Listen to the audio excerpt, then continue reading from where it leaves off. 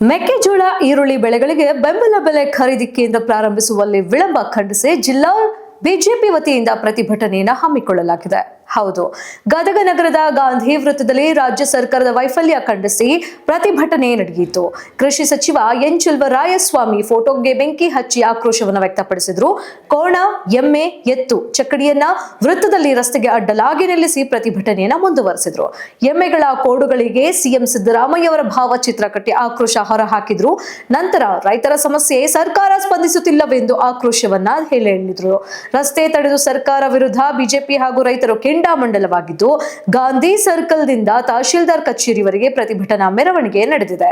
ಗದಗ ತಹಶೀಲ್ದಾರ್ ಕಚೇರಿ ಮುಂಭಾಗದಲ್ಲಿ ಈರುಳ್ಳಿ ಮತ್ತು ಮೆಕ್ಕೆಜೋಳ ಸುರಿದು ಕುಳಿತು ಪ್ರತಿಭಟನೆಯನ್ನ ನಡೆಸಿದ್ದಾರೆ. ಈರುಳ್ಳಿ ಹಾಗೂ ಮೆಕ್ಕೆಜೋಳಕ್ಕೆ ಬೆಂಬಲ ಬೆಲೆ ಘೋಷಣೆ ಮಾಡಲು ಒತ್ತಾಯವನ್ನ ಹೇರಲಾಗಿದ್ದು, ಕೂಡಲೇ ಸರ್ಕಾರ ಮೆಕ್ಕೆಜೋಳ, ಈರುಳ್ಳಿ ಖರೀದಿ ಕೇಂದ್ರ ಆರಂಭಿಸಬೇಕು, ಇಲ್ಲವಾದರೆ ಉಗ್ರವಾದ ಹೋರಾಟ ಮಾಡುತ್ತೇವೆಂದು ಎಚ್ಚರಿಕೆಯ ಗಂಟೆಯನ್ನು ಸಹ ನೀಡಿದ್ದಾರೆ.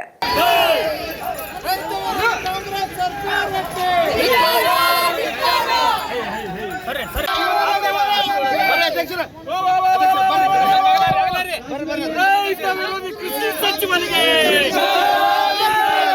ಕೃಷಿ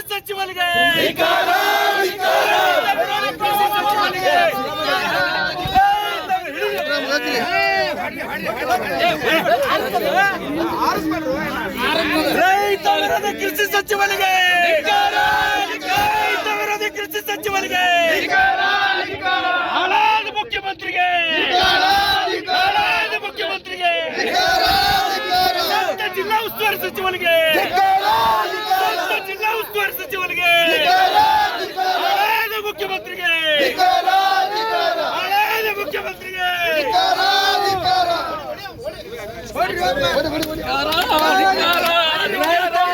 ರಾಜ್ಯ ಸರ್ಕಾರಕ್ಕೆ ರೈತ ವಿರೋಧಿ ರಾಜ್ಯ ಸರ್ಕಾರಕ್ಕೆ